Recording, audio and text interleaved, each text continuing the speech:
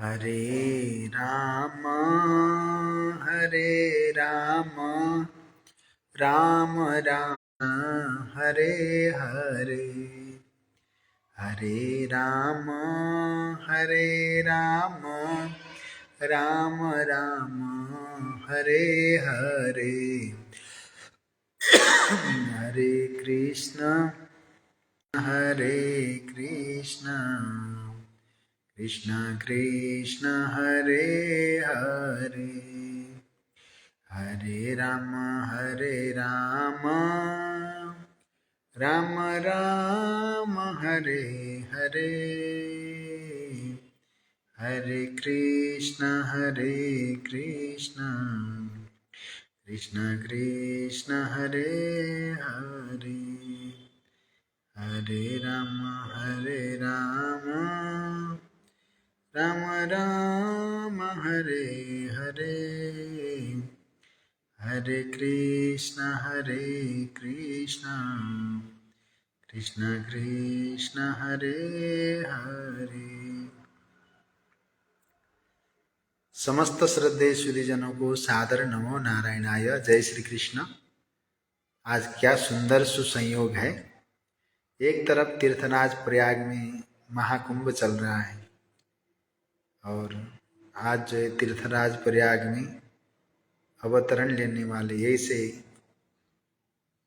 राम भक्ति धारा को चराचर जगत में सुभाषित करने वाले श्रीमद् आद्य जगत गुरु रामानंदाचार्य भगवान का पावन अवतरण दिवस है। सर्वप्रथम रामानंद स्वयं रामो प्रादुर्भूतो महीतले, ऐसे स्वयं राम स्वरूप श्रीमद् आद्य जगत गुरु रामानंदाचार्य भगवान की युगल चरणों में कोटिशः प्रणति निवेदन करता हूँ। प्रयागराज की पावन पुण्य धरा, वैसे ही पवित्रतम धरा, वहाँ पर जन्म लेना, स्वयं राम स्वरूप में वहाँ पदार्पण करना, क्या अद्भुत भाव। और इस समय प्रयागराज में महाकुंभ का दिव्य आगाज होना। वो कान्यकुब्ज ब्राह्मण परिवार अद्भुत भाव से पुण्यपूता भगवती माँ सुशीला देवी और ब्राह्मण कुलभूषण श्री पुण्य सदन शर्मा जी, जिनके घर में स्वयं राम भगवान रामानंदाचार्य के रूप में अवतरित हुए। वो काशी का पावन श्रीमठ, जहाँ पर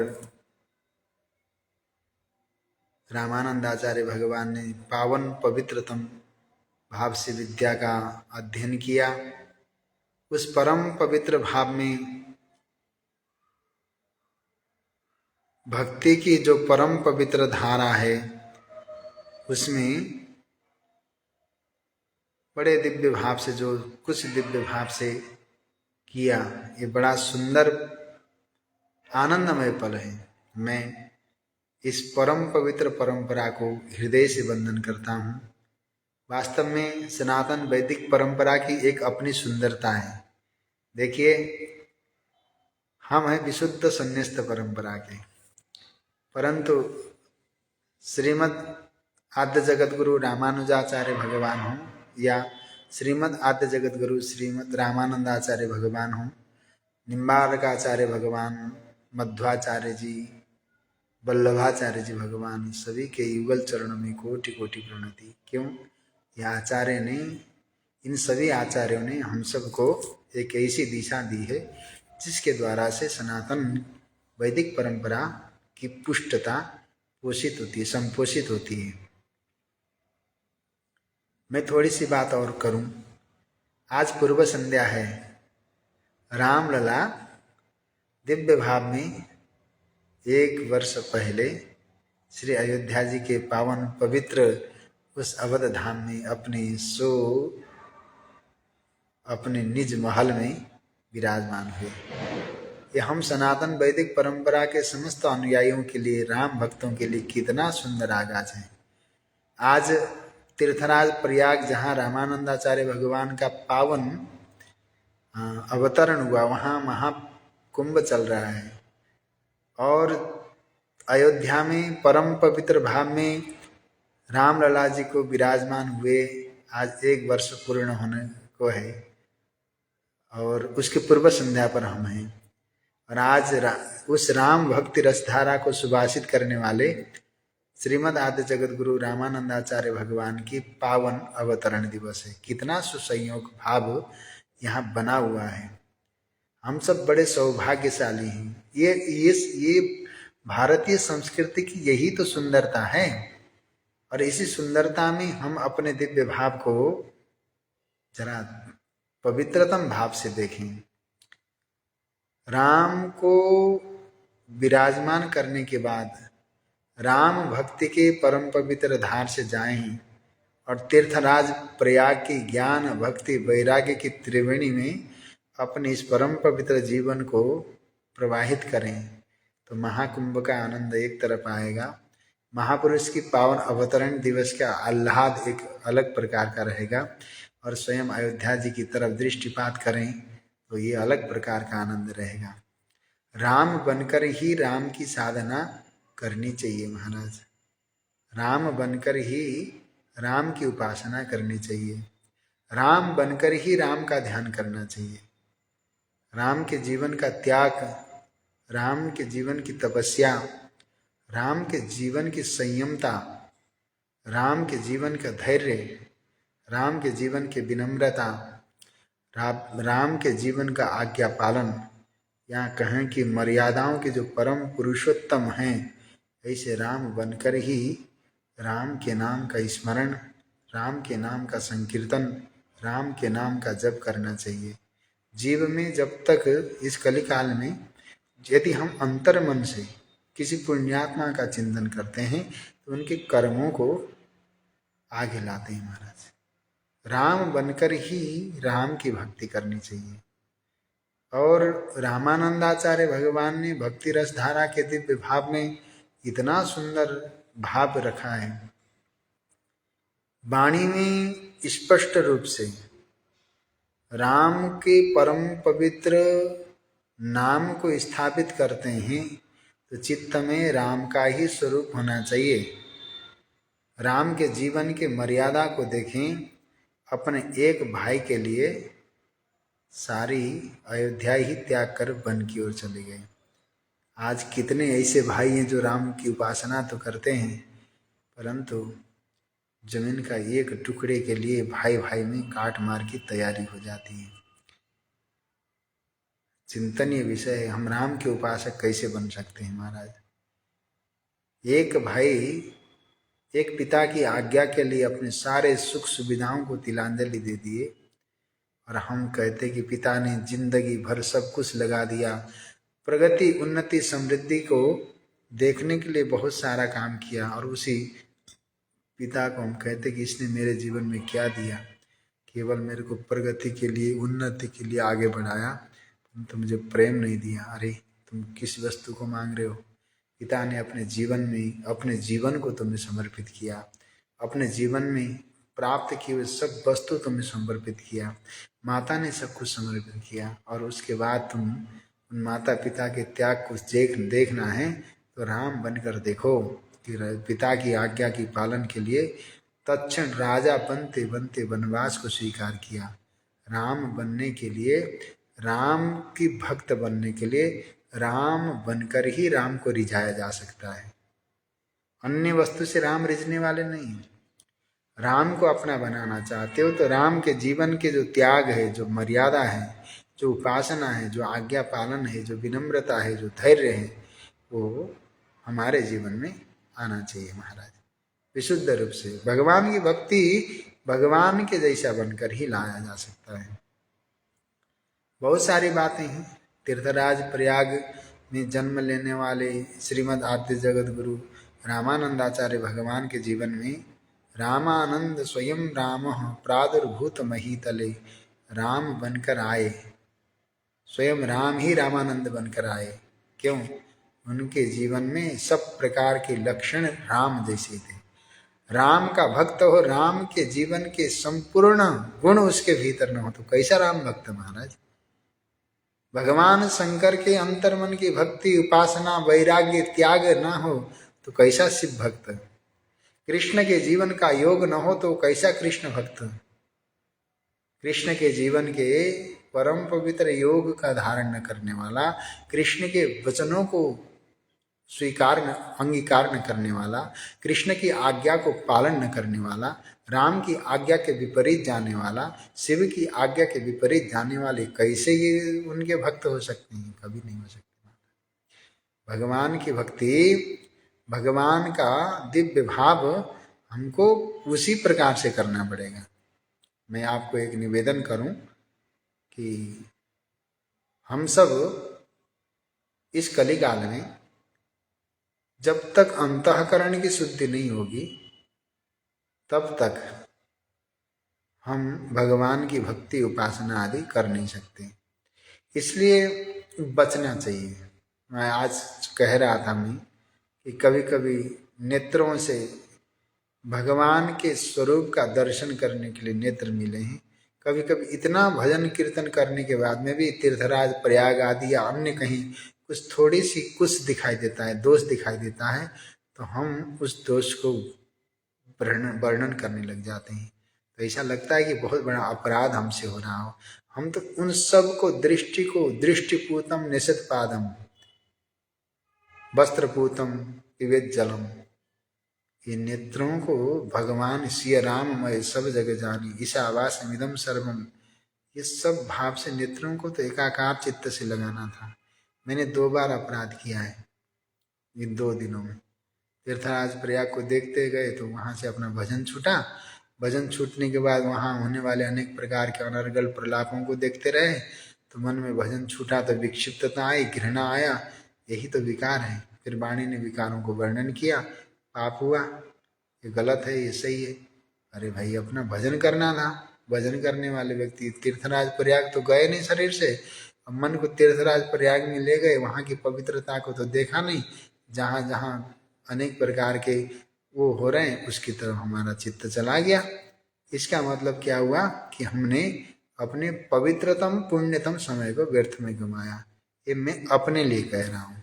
मैंने जो 2 दिन में किया, तो आज तो रामलला जी अयोध्या में विराजमान होने के 1 वर्ष पूर्व संध्या में और रामानंद भगवान के पावन अवतरण दिवस पर मन में आया कि आप सबसे मिलकर अपने पापों को आपके सामने वर्णन करूं, आपके समक्ष निवेदन करूं।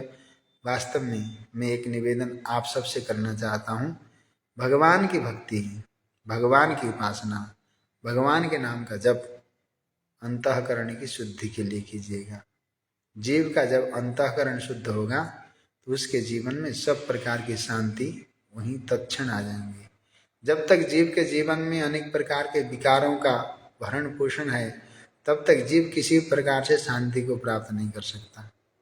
यदि जीवन में शांति की कामना आप सब करते हैं तो विशुद्ध रूप से भगवान की परम पवित्र भावधारा के द्वारा आप सब, हम सब भगवान का नाम जप करें। नाम जप करने से, श्रद्धा से, नाम जप कैसे करना है? जीवा में भगवान का नाम हो और चित्त में भगवान का स्वरूप हो। नाम मुख से वर्णित हो और चित्त में स्वरूप स्थापित हो जाए।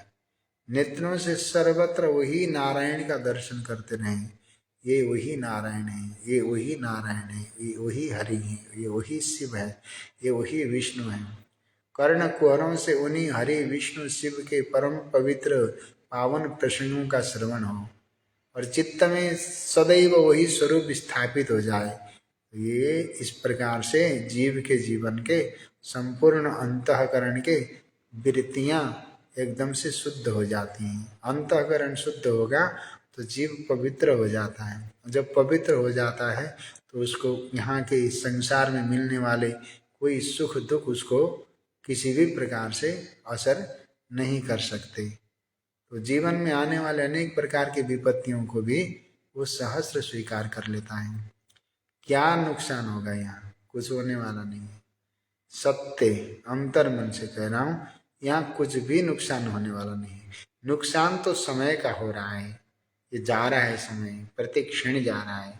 और प्रत्येक क्षण जाने वाले समय में हम क्या करते हैं कि हम उस जाते वाले समय में भी बीते हुए पल को और आने वाले पल के लिए चिंतित होकर वर्तमान को नष्ट कर देते हैं।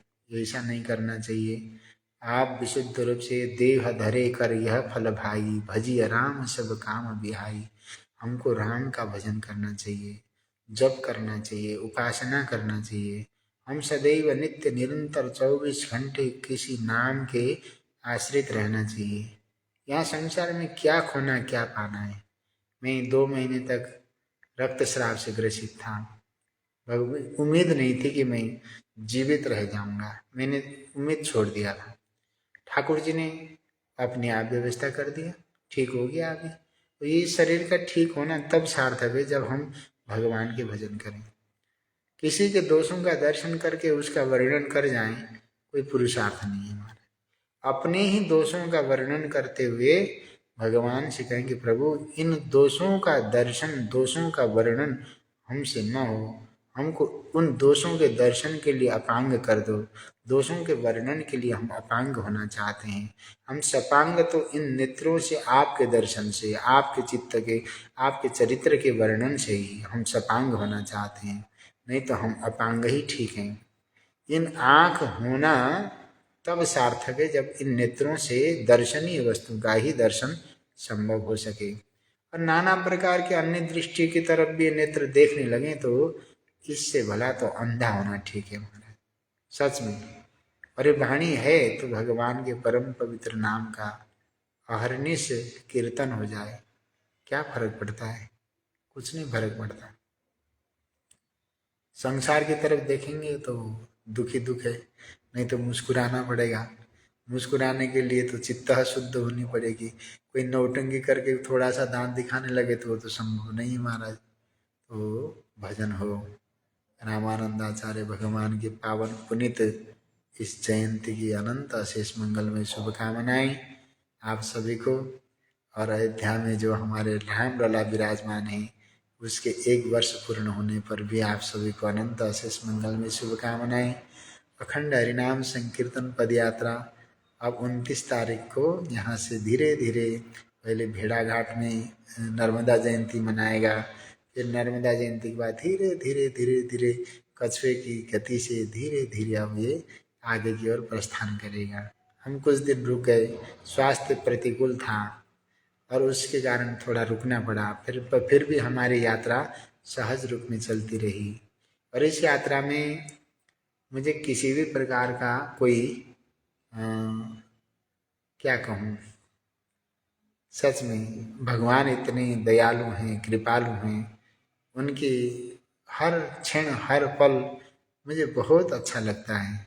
चिंतन करें कितनी 9100 किलोमीटर की यात्रा पूरी होने के बाद आज पीछे मुड़ के देखते हैं तो वो सारे चित्र मानस पटल में बैठ जाते हैं। हरिद्वार से कैसे चले थे, कहाँ कहाँ गए, क्या क्या किया, किस प्रकार की भाव रही, तो सब देखते देखते कितने दिव्य दिव्य विभूतियों का दर्शन करते हुए आज यहाँ। अब जो बीच में जो थोड़े बहुत कष्ट हुए थे उसमें भी मुस्कुराहट आती है। उस समय चलते समय तो पता नहीं चला, अब देखते हैं तो आनंद आता है, अलग प्रकार का आनंद आता है। बस भगवान से ही प्रार्थना करते हैं कि प्राण अंतिम पल तक भी इन नेत्रों से भगवान का नाम हो, उनका ही सब कुछ चलता रहे। सच में बहुत दयालु है भगवान। आप लोग मानोगे नहीं, लेकिन सच में बहुत दयालु है, बहुत कृपालु हैं, अनन्य कृपा करते हैं। हमारे परम पूज्य त्र्यंबकेश्वर चैतन्य ब्रह्मचारी जी महाराज प्रयागराज में इतनी बड़ी विपत्ति आने के बाद मुस्कुराते हुए कहते हैं बहुत बहुत तप करना पड़ता है महाराज ये कहने के लिए, नहीं तो छोटी छोटी बात में सब लोग परेशान हो जाते हैं। हमारे करपात्री फाउंडेशन के, अखिल भारतीय करमात्री फाउंडेशन के परमाध्यक्ष परम पूज्यपाद श्री त्र्यंबकेश्वर चैतन्य ब्रह्मचारी जी कहते हैं जीवन में धार्मिक व्यक्ति है तो उस धार्मिक व्यक्ति के जीवन में ही भगवान धैर्य की परीक्षा लेते हैं। उस धैर्य प्रहलाद, ध्रुव, मीरा, इन सब के जीवन में धैर्य की परीक्षा ली गई। और धार्मिक व्यक्ति होगा तो उसके जीवन में धैर्य की परीक्षा सन्निकट आएगी महाराज। इतनी बड़ी विपत्ति तो आई नहीं है, और विपत्ति जितनी भी होती है वो भगवान की कृपा के द्वारा आती है। हम पहले मजाक मजाक में कहते थे कि भगवान 50 हजारों लोग बैठे उनको गाली दे तो कैसा लगेगा। जब यात्रा में चले तो कभी कभी मन उच्चाटित होता था। हम कहते थे गाली देने वाला तो यहाँ कोई रहने के लिए कोई जगह नहीं देते। अब जब 1 महीने तक इतनी ठंडी में टेंट लगा के ओस के भीतर सोते रहे, शरीर को कुछ नहीं हुआ। हम अभी 2 दिन से ये कमरे में आए हैं, नहीं तो पूरा 1.5 महीना हमने टेंट में निकाला। और टेंट में पूरा ओस गिरता था, बारिश आती थी, पूरा कंबल भीग जाते थे महाराज। फिर सुबह गीले उठते थे ठंड में, रात भर भी स्नान होता था और दिन में भी स्नान करके फिर बैठते थे। इतने कड़ाके की ठंड में जबलपुर में बड़े प्रेम से सद्भाव से जो है रहे। और यहाँ कटारे परिवार इतना धार्मिक है, इतना प्यारा है कि हमारे अनेक प्रकार के कष्टों को देखकर उन्होंने अपने सब प्रकार के विपत्तियों को एक तरफ रख के उन्होंने यहाँ पर कमरा बनाया। अब हम जाते जाते कमरे तैयार हो गए। अब हम 29 तारीख को यहाँ से निकल जाएंगे। परंतु इतना भाव, इतने प्रेम से इतने महीने तक हम छत में पड़े रहे, किसी प्रकार हमारी साधना भजन कीर्तन में व्यवधान नहीं आया, उनका साथ सहयोग मिला। बड़े अद्भुत परिवार हैं, नर्मदा मैया की पावन सेवा करते हैं। अभी भी 20-25 लोग नीचे परिक्रमावासी हैं और प्रत्येक दिन 20-25 लोगों को ये भोजन प्रसाद कराते रहते हैं। मैंने चयन किया, यहाँ रुक रहा था भेड़ाघाट कल्याणिका में, परंतु मैं इधर आ गया और मेरा सौभाग्य रहा कि इसे पुण्यात्मा के घर में इतने दिन रुका। काम की बात करते हैं, मेरा एक ही प्रार्थना है, आप सब भगवान से जुड़िएगा। कि अनमोल जीवन में दुख से छुटकारा चाहते हैं तो भगवान से जुड़िएगा। अनमोल जीवन में दुख से छुटकारा प्राप्ति का एक ही साधन है, भगवान का नाम। भगवान के नाम को अस्त्र बनाइए, शस्त्र बनाइए, आयुध बनाइए और अपने प्रत्येक जगह कर्ण कुहर में भगवान के परम पवित्र नाम का संकीर्तन श्रवण कराइए। वाणी से इसी का संकीर्तन करिए, चित्त में भगवान का स्वरूप रखिए। फिर देखना चारों तरफ से भगवान को स्थापित कर दीजिए। भगवान आपके जीवन के पवित्रता के संरक्षक बन जाएंगे। अपवित्रता आपके जीवन में आ ही नहीं सकती। बहुत सारे विकृति के लोग चारों तरफ से आपके पवित्रता को नष्ट करने के लिए तैयार हैं। कोई राग से, कोई द्वेष से, कोई किसी प्रकार की भावना से, कोई आपके रूप से वो करके। यदि ऐसा कहीं दिखे, जीवन में पुराने जो पाप हुए उसको भूल जाइए, लेकिन वर्तमान जीवन में इतने पवित्र बनिए, इतने पवित्र बनिए कि कल ही मरने वाला हूँ, अब मुझे पाप नहीं करना है, ऐसा चिंतन करके भगवान के नाम का आश्रय लीजिए।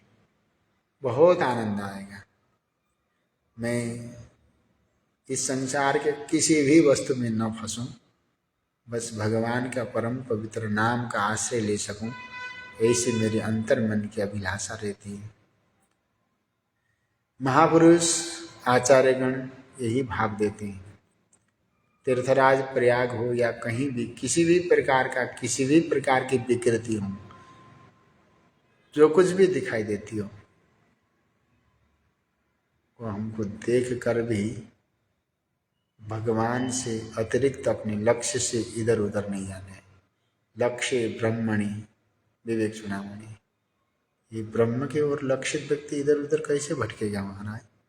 भगवान के स्वरूप का चिंतन करने वाला व्यक्ति इधर उधर के गलत दूसरे चिंतन में कैसे लग सकता है? संभव ही नहीं है। यदि वो दूसरे चिंतन में लगा तो भगवान का भक्त नहीं है, वो केवल आडंबर कर रहा था। इसलिए उपासना करने वाला व्यक्ति कभी इधर उधर जा नहीं सकता। कभी कभी 2 बार में बड़े हमारे श्रद्धेय आचार्य श्री नीलम त्रिपाठी महाभाग सादर नमो नारायणाय। मैं सच में 2 बार जो है जीवन में पाप लगता है कि अभी 2 दिन से बहुत बड़े पाप किए हमने। एक तो ऐसे ऐसे पाप किए हैं कि हम कहीं भी किसी के भी दोष चिंतन दोष वर्णन करने का अधिकार हमको कहाँ समय मिलेगा इतना। हरिनाम संकीर्तन के लिए निकले हैं और वो हरिनाम संकीर्तन को एक तरफ छोड़ दिया, थोड़े से समय में दूसरे को कीर्तन करने लगा के दूसरों के दोषों का वर्णन करने लग गए। तो मुझे लगता है कि मेरे जीवन का सबसे बड़ा अपराध है। अपराध किया मैंने 2 दिन। प्रयागराज की पवित्रता अपनी जगह है, जो जैसे अवश्यमेव भोक्तव्यम कृतम कर्म शुभाशुभम। परम पूज्यपाद सियाराम बाबा जी से एक बार हमने एक प्रश्न किया था, महाराज जी शांति कैसे मिलेगी, शांति का आगमन कहाँ से हो सकता है? तो सियाराम बाबा जी ने कहा तुम्हारे कर्म ही तुम्हें शांति प्रदान करेंगे और तुम्हारे कर्म ही तुम्हारे को अशांति प्रदान कराएंगे। इसलिए कर्म को देखो कि तुम्हारे शांति योग्य हैं या अशांति योग्य हैं। जब मैं तेली भट्टियान में था, कुछ दिन रुका था, तो वहाँ महाराज जी कहा करते थे तो शांति प्राप्त करने के लिए हमको सदैव शांति से युक्त ही कर्म करना चाहिए। किसी की भी प्रकार के इधर उधर न भटकते हुए, संसार के अनेक प्रकार के वृत्तियों से अलग जाते हुए अपने नाम संकीर्तन से विशेष ध्यान देना चाहिए। कौन क्या कह रहा है इसकी तरफ ध्यान देंगे तो अपनी वास्तविक लक्ष्य से भटक जाएंगे महाराज। क्योंकि समाज संसार जो उसके पास होगा वो उसी प्रकार का चिंतन मनन करेगा। पूज्यपाद डोगरे जी महाराज कह रहे थे कि तुम्हें संसार के सर्टिफिकेट की क्या आवश्यकता है।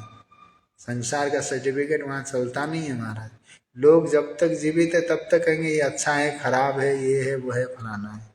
वहाँ की भगवान का सर्टिफिकेट लेने का प्रयत्न करो, क्योंकि भगवान का सर्टिफिकेट कभी गलता नहीं, टूटता नहीं, फूटता नहीं और वो कभी धूमिल नहीं होता।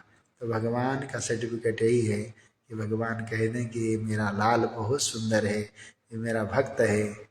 प्रहलाद की तरह भगवान अपनी गोद में बिठाएं, ध्रुव की तरह गले लगाएं। ऐसा हमारा जीवन होना चाहिए। आज क्या सुंदर पल है। और मैं सभी संप्रदायों के समस्त आचार्यों से करबद्ध प्रार्थना करता हूँ, एक दूसरे का सम्मान करिएगा। आज भगवान रामानंदाचार्य भगवान का पावन अवतरण दिवस है। हमारे भगवान आदि जगत गुरु श्री शंकराचार्य भगवान का पावन अवतरण दिवस आएगा। कभी वल्लभाचार्य भगवान का पावन अवतरण दिवस आएगा। ये सभी आचार्य उस वेद रूपी वृक्ष के सुंदर पल्लवित उस उद्यान के सुगंधित सुभाषित पुष्प है हमारे। सबका वंदन होना चाहिए। सनातन का बंधन है। इन सभी आचार्यों का बंधन सनातन का बंधन है। और सनातन को जिसने बंधन कर लिया तभी तो इसे सुंदर सनातन की इस सुंदर उद्यान, इस वाटिका का सुगंध जो सुभाषित होगा, तब संघ ही शक्ति कलव युग की परम पवित्र भावधारा में हम एक साथ बैठ सकते हैं, मुस्कुरा सकते हैं। क्या सुंदर भाव है। मैं तो गदगद हो जाता हूँ जब हमारे परम पूज्य श्री सत्यनारायण दास महाराज श्री ने जब राम तत्व प्रकाश श्रीमद परम पूज्य गलता पीठ वाले महाराज श्री मधुराचार्य महाराज श्री के द्वारा रचित राम तत्व प्रकाश नामक ग्रंथ को पुनः संपादित करते हुए प्रकाशित कराया, तो मुझसे कहा महाराज जी आप कुछ शब्द लिखिए। मैं भावुक हो गया। 2 सेकंड में मुझे कुछ लिखना था, 10 मिनट में कुछ लिखना था। मैं लिखा और स्वामी जी ने उसको उस में मेरे शुभेच्छाओं के साथ प्रकाशित भी कराया। मुझे ऐसा लगा कि 1 दिन पहले की घटना है। और आज भगवान रामानंदाचार्य भगवान का पावन अवतरण दिवस और कल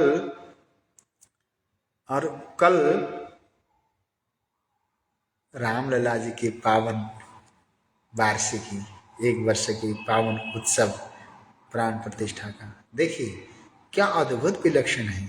सब प्रकार से चित्त की विकृति नष्ट हो जाए तो हमारे सुकृति स्वयं पल्लवित हो जाती है। और सबसे गजब की बात श्रीमद् गोस्वामी तुलसीदास महाभाग पहले निवेदित करते हैं हम सभी को, वेद पुराण संत मत ये हो।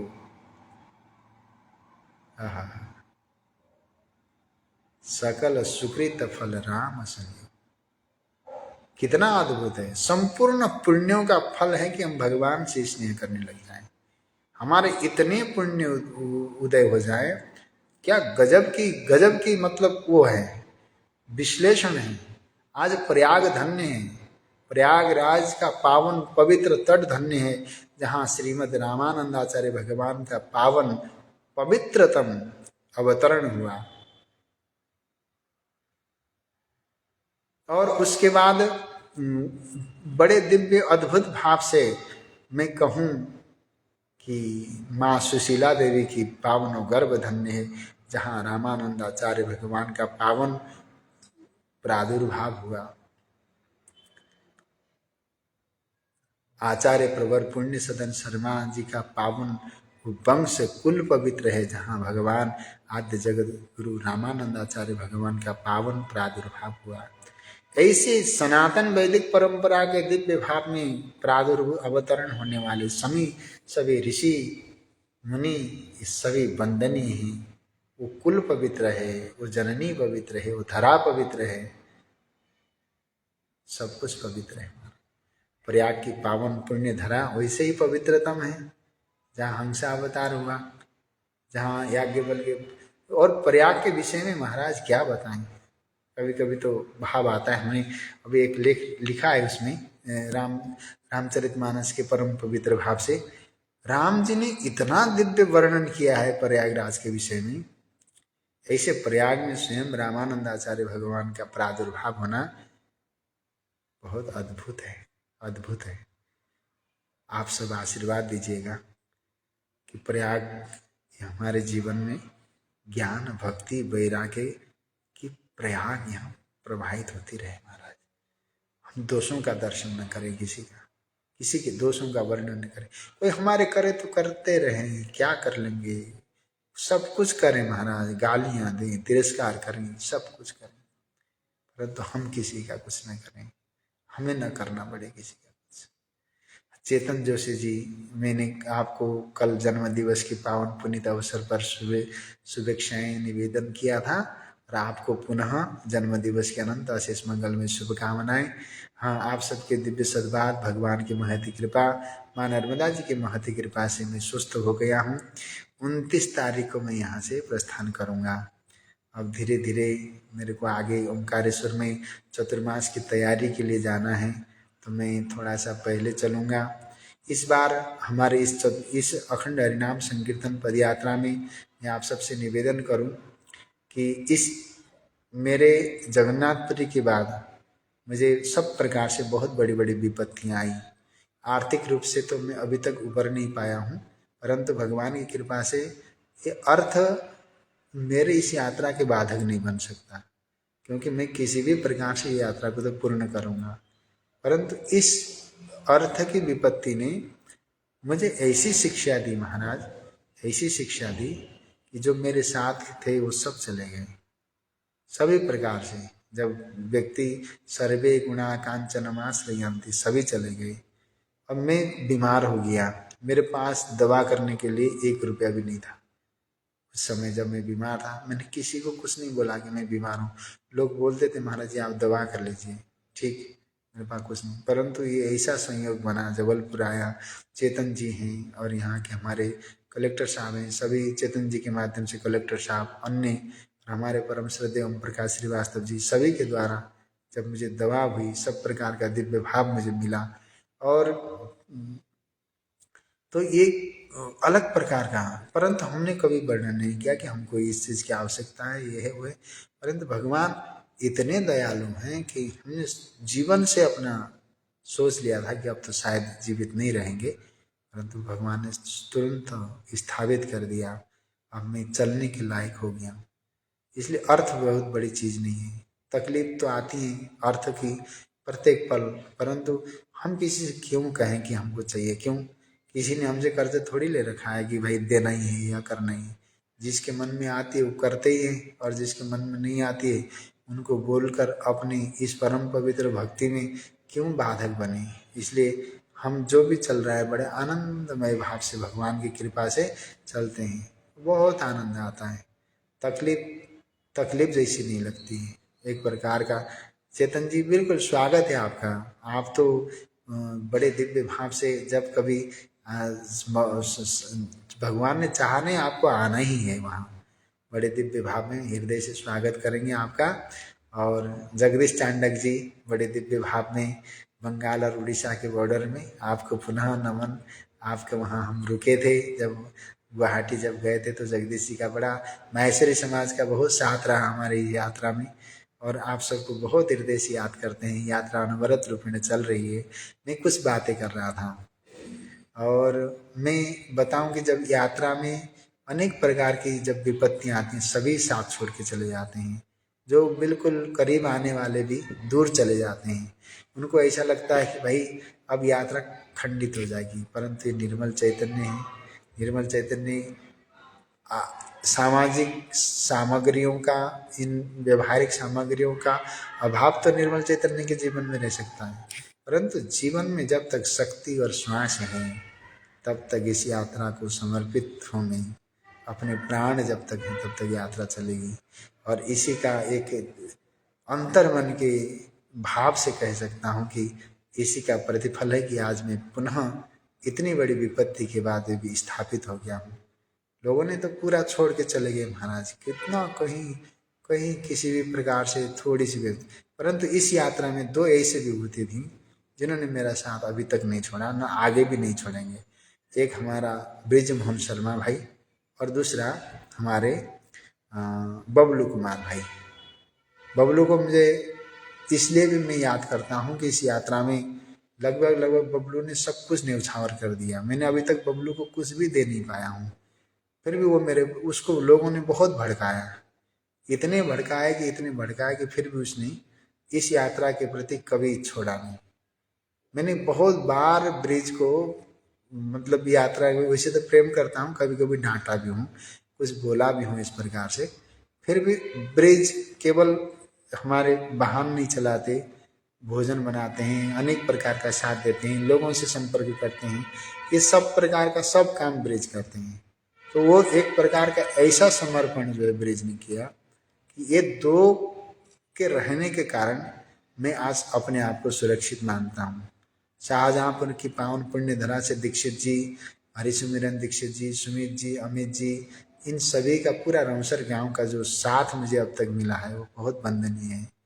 रतलाम से प्रमोद कुमार व्यास जी, ये सभी ऐसे पुण्यात्मा हैं जिनके द्वारा मैं कभी कभी हिम्मत करता हूँ। व्यास जी ने एक शब्द कहा था, राम जी आपको जितना भी भगवान तड़पाएं तड़प लेकिन इसको आप पी जाएंगे, उसके बाद भगवान थक जाएंगे। बोले कभी कभी आंसू आ जाते हैं, इतना हिम्मत देते हैं ना, इतना हिम्मत देते हैं कि बोले भगवान थक जाएंगे। बोले भगवान कैसे थकेगी, परंतु ये मेरे हिम्मत बढ़ाने के लिए, कभी मैं टूटू ना, कहीं संसार के कोई किसी प्रकार का विकार मेरे चित्त में कोई ग्रसित न कर जाए। कभी कभी मन में आता है मेरे मन में कि मैं इतने प्रेम से बिल्कुल निष्कपट भाव से चल रहा हूँ प्रभु, मुझे संसार का किसी भी प्रकार का कोई अनात्म वस्तु मुझे अपनी ओर ग्रसित न करे। जगन्नाथपुरी में तवास्मी भवन में पूज्यपाद स्वामी चिन्मय स्वामी जी को बहुत याद करता हूँ, माँ को याद करता हूँ। कभी कभी स्वामी नचिकेता स्वरूप महाराज, ध्रुव चैतन्य महाराज जी ऐसे पुण्यात्मा हैं जिन्होंने इस यात्रा में मेरे प्रति मेरे अनेक प्रकार के भावों में इतना त्याग दिया है। मैंने तवास्मी आश्रम में अभी तक कुछ दे नहीं पाया, वहाँ इतना नुकसान करा के आया हूँ मुझे पता है।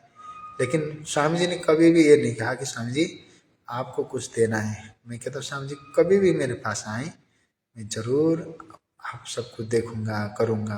तो बबलू को यही आश्वासन देता हूँ, तवास्मी आश्रम में यही देता हूँ। उमेश भाई है और अन्य हैं, हमारे पंडित जी गोपाल उपाध्याय जी, कि कभी सोचता हूँ कि काश मेरे पास कुछ धन आता तो ब्राह्मण की दक्षिणा तक मैं अभी तक दे नहीं पाया हूँ। तो बहुत बहुत मन से लगता है कि ब्राह्मण देवताओं कभी ऐसा ऐसा करता हूँ, फिर भगवान का नाम जब करता हूँ, जब कभी कुछ ऐसी विपत्ति आती है ना, तो नाम जब करता हूँ भगवान और विपत्ति सामने देना और देना विपत्ति। क्यों? मैं ये सब आप लोगों को यहाँ क्यों कह रहा हूँ? मैं इसलिए नहीं कह रहा हूँ कि मुझे आप सबसे कोई सेवा चाहिए। बस मैं जिस नाम के भरोसे में निकला हूँ और वो नाम मेरा इतना साथ दे रहा है, तो आप सब भी तो कहीं न कहीं किसी किसी न प्रकार से दुखी है ना। कोई ऐसा सुख तो है ही नहीं। तो जिस नाम के सहारे मैं इतना हिम्मत से चल रहा हूँ, आप उस नाम को अपने जीवन में धारण कर लीजिए, भगवान के हो जाइए। बस भारत जिस दिन भगवान के नाम को परम पवित्र भाव से जपने लग जाएगा, भारतीय सभी से प्रेम करने लग जाएंगे, एक दूसरे से राग द्वेष समाप्त हो जाएगा। मेरा नंगे पैर चलना, मेरा एक कष्ट उठाना, मैं अपने आप को सार्थक मान लूँगा। मुझे सब कुछ मिल जाएगा जब भारत एक सुर में भगवान के नाम का कीर्तन करने लगेगा। आज हम सब तरफ तो मन चला जाता है, लेकिन भगवान की भक्ति, साधना, उपासना, एक आपस में बैर भाव से रहित होना, इससे दूर नहीं जा सकते। ये कर ही नहीं सकते महाराज। इतना सुंदर श्वास साथ है, शरीर साथ है, तो भी भजन नहीं होता, कीर्तन नहीं होता, जप नहीं होता। भारत की सुंदरता यही है। बस यही प्रार्थना करता हूँ, इस यात्रा में आपका यही सहयोग सबसे बड़ा है कि आप भगवान के नाम संकीर्तन से जुड़े रहना। आकाश वृत्ति से चलते हुए भूखे तो नहीं रखेंगे जब तक मेरे नसीब का होगा, और वो मैं आप लोगों से मांगने वाला नहीं हूँ। और मैं जो मांगूंगा वो आप लोग दे नहीं पाओगे, क्योंकि वो है नाम संकीर्तन करना, जप करना और सबसे प्रेम करना, राग द्वेष से रहित होना, अंतःकरण शुद्ध होगा। उससे मेरा लाभ कम है, आपका ज़्यादा है। मैं आपके लाभ के लिए कहता हूँ, लेकिन आप उस बात को मानोगे नहीं। और नाना प्रकार के कहाँ क्या किसकी क्या हो रही है, उन्नति प्रगति मेरा विषय नहीं है, क्योंकि मैं उसको अपना मानता ही नहीं। मेरा वास्तविक धन भगवान के नाम का जप है, भगवान के नाम का कीर्तन है, भगवान के स्वरूप का चिंतन है। बस ये सब आपके जीवन में आए, यही रामानंदाचार्य भगवान के अवतरण दिवस की आप सबको अनंत आशीष मंगल में शुभकामनाएं। रामलला जी हमारे आपके जीवन में मर्यादाओं की बरसात कर दें, यही शुभकामना देता हूँ। पुनः हरे राम राम राम हरे हरे, हरे कृष्ण कृष्ण कृष्ण हरे हरे, हरे राम राम राम हरे हरे, हरे कृष्ण कृष्ण कृष्ण हरे हरे।